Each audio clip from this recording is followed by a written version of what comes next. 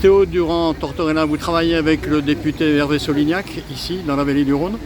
Aujourd'hui, le retour du train, ça vous semble important?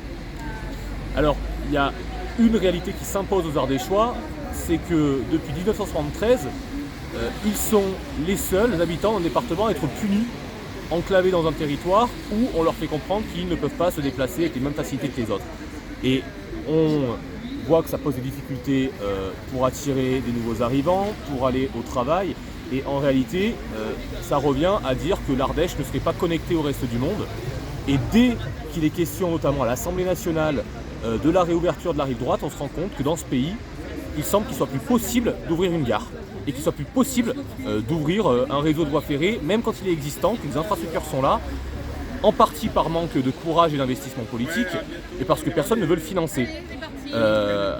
Et on revient en fait à une inégalité devant le service public, parce que les Ardéchois n'auraient pas le droit d'avoir accès au même niveau de service que leurs voisins drômois, que les Isérois ou que les habitants du Rhône. Et ça fait depuis maintenant 5-6 ans qu'à l'Assemblée nationale le débat s'invite régulièrement et que malgré tout le contexte réglementaire et législatif n'évolue pas.